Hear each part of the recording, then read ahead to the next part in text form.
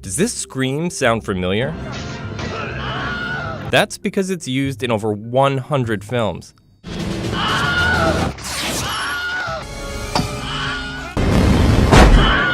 It's a movie trope called the Wilhelm scream. The Wilhelm scream is maybe the most famous sound effect in Hollywood that is used when characters are shot or fall off high places in action films. The scream made its first appearance in a 1951 film called Distant Drums.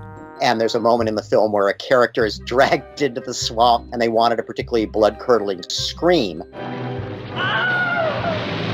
Now, this was just one of many different screams in the film. To make a film, you need a sound effects library, a collection of sound effects. And you're going to use them in different parts of the film. Maybe in one part of your action film, you need a 2-second scream, but in another part of your film, you might need a 1.5-second blood-curdling scream.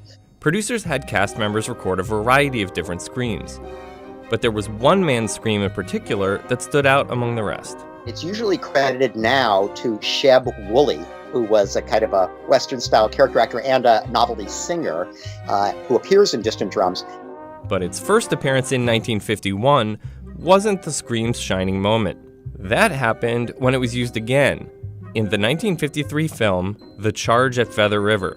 A character named Private Wilhelm was shot in the leg with an arrow. And that's how it got named the Wilhelm scream. Wilhelm! Yeah, I'll just fill my pipe. Since then, the sound has been used in more than 100 films.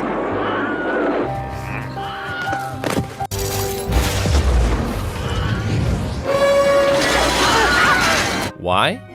Well, for one, it's cheaper and easier to reuse pre-existing sound effects. You have to give credit to Ben Burtt, the wonderful sound designer who's been working on the biggest films in Hollywood since the 1970s, close associate of George Lucas. He's the one who really discovered the Wilhelm scream and researched out its origins. Burtt used the scream in a memorable moment in Star Wars. When Luke Skywalker fires at a stormtrooper. The scream actually appears in all of the original Star Wars films. And then it became an in-joke. The scream then spread to many other famous films. Steven Spielberg picked up on it and used it in many, many of his films. And then it just went crazy. Of course, Peter Jackson uses it in The Lord of the Rings.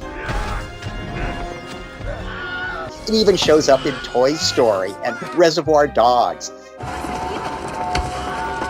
The sound is now famous among film buffs. I think you can go on YouTube and see compilations of dozens of Wilhelm screams. I mean, it has its own Wikipedia entry. And so for people that love movies, this is part of their enjoyment of it, is finding this little insider detail.